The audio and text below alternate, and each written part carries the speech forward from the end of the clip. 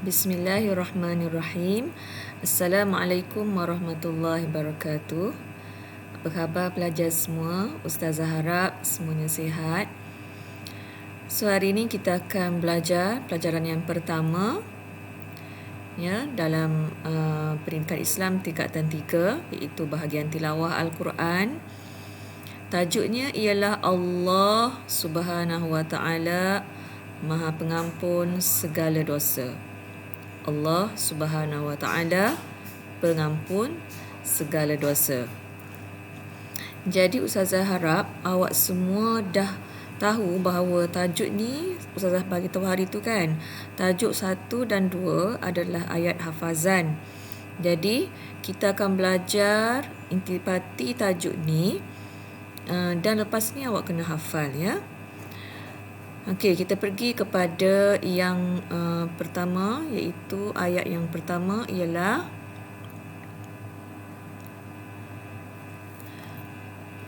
awak tengok pada muka surat 1 tu.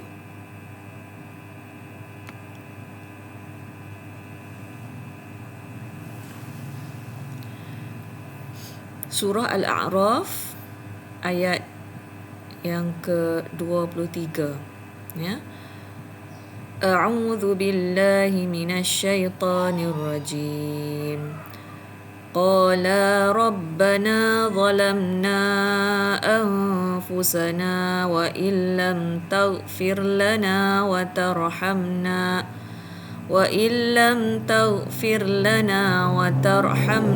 lanakunanna minal khasirin.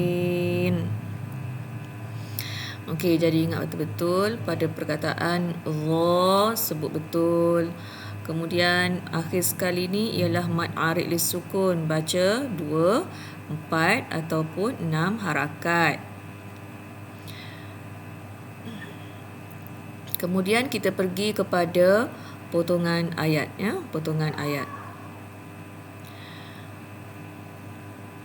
Qala rabbana zalamna anfusana. Mereka berdua merayu. Okey, siapa mereka berdua? Mereka berdua ni ialah Adam dan Hawa.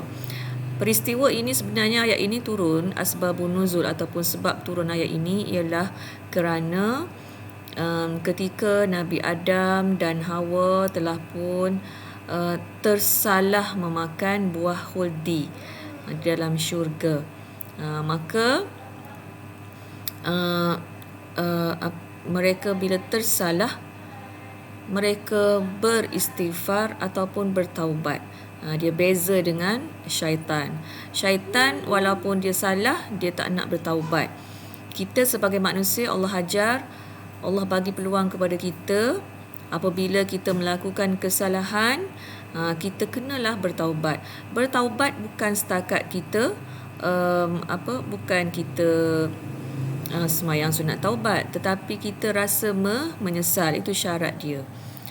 Kalau kita tengok dalam prisma ilmu ni, Al-Azzu Al-Muzanni radhiyallahu anhu berkata, Al-Agharru Al-Muzanni radhiyallahu anhu berkata, Rasulullah sallallahu alaihi wasallam bersabda, wa inni la astaghfirullah fil yaumi mi'ata marrah. Maksudnya sesungguhnya maksudnya Rasulullah beristighfar kepada Allah Subhanahu wa taala dalam sehari 100 kali. Maksudnya banyak kan. Kita ni berapa kali sebut astaghfirullahalazim.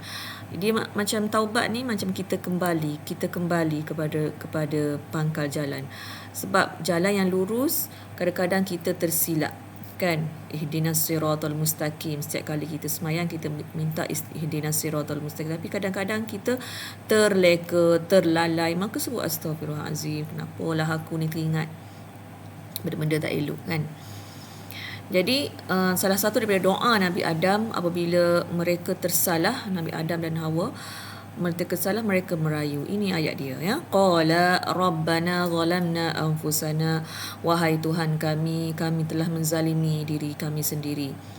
Perkataan zalim di sini maksudnya ialah Allah ciptakan kita untuk beribadah. Apabila kita tak beribadah ataupun kita terlanggar daripada landasan itu, maka kita telah menzalimi diri kita.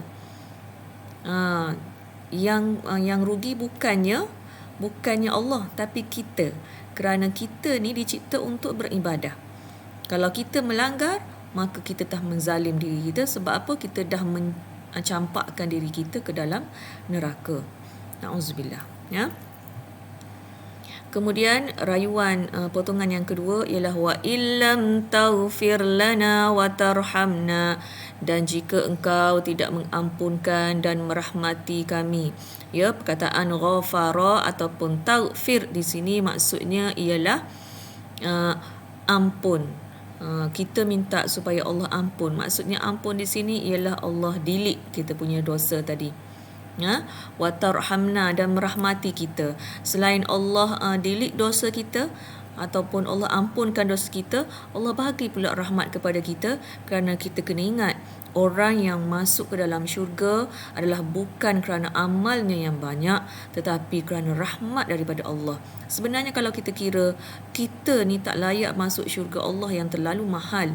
Kerana everything ataupun semua benda yang ada dalam syurga itu adalah benda yang mahal. Bayangkan istana, kita tak pernah duduk dalam istana, betul tak? Tetapi dia punya gelas dia daripada perak, kemudian pinggan pun daripada perak. Itu maksudnya benda-benda yang mahal dalam syurga. Sepatutnya kita sebagai sebagai manusia perlulah melakukan yang terbaik supaya Allah rahmati kita. Rahmati kita. Ni kita minta. Lanakunanna minal khasirin. Sekiranya Allah tak rahmati kita, maka pasti kami termasuk dalam golongan yang rugi. Apa maksud khasirin di sini? Ialah rugi. Rugi ni banyak sangat kita rugi. Kalau kita masuk neraka, tidak ada tempat rahmat langsung dalam neraka tu. Tidak ada langsung. Itu maksud rugi. Kemudian tengok pada prisma ilmu, para nabi sentiasa bertaubat walaupun mereka maksum. Apa maksud maksum? Terpelihara daripada dosa. Apatah lagi kita yang terlalu banyak dosa, setiap hari buat dosa, setiap saat buat dosa, maka kita kenalah banyak-banyakkan lagi beristighfar. Awak duduk diam-diam, bangun pagi, masa nak berjalan ke mana-mana, astaghfirullahalazim, kita kembali semula, kan? Itu maksud taubat kita, menyesal, kita kembali semula kepada Allah. Okey, kita tengok kepada intisari ayat. Yang pertama ialah melakukan dosa adalah suatu kezaliman terhadap diri sendiri. Yang Ustaz cerita tadi, maksudnya bila kita lakukan dosa, sebenarnya kita zalim kerana kita tidak mengikut sebab kita dicipta. Contoh, kalau pensel dicipta dia untuk menulis, tiba-tiba dia tak boleh menulis, apa awak akan buat dengan pensel tu? Mungkin awak akan buang dia, awak campak dalam tong sampah. Begitulah manusia. Dia dicipta untuk beribadah. Tetapi bila dia tak buat ibadah itu, ataupun dia dah zalim, dia melakukan sesuatu perkara yang dosa, maka dia sebenarnya menzalimi diri sendiri dan dia sebenarnya mencampakkan diri dia ke dalam neraka.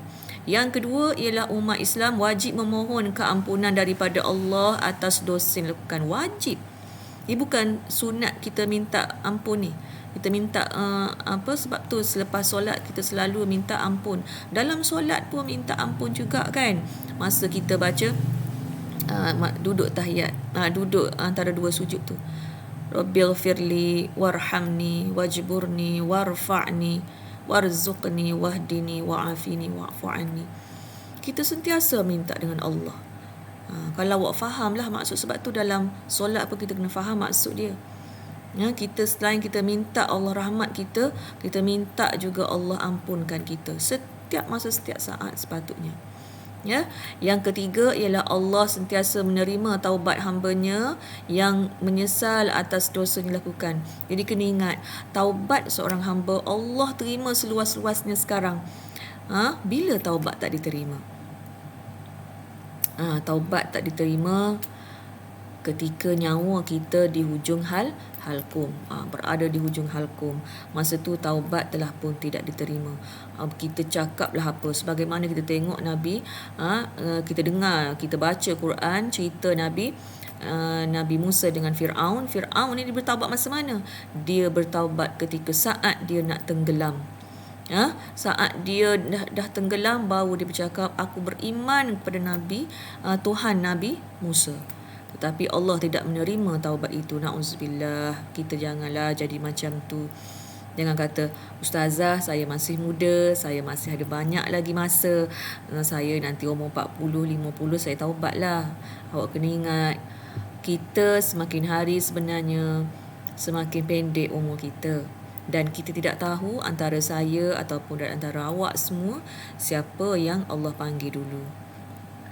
Ramai dah ustazah ajar pun anak-anak murid ustazah selama 17-18 tahun ustazah mengajar ni yang pergi dulu daripada ustazah.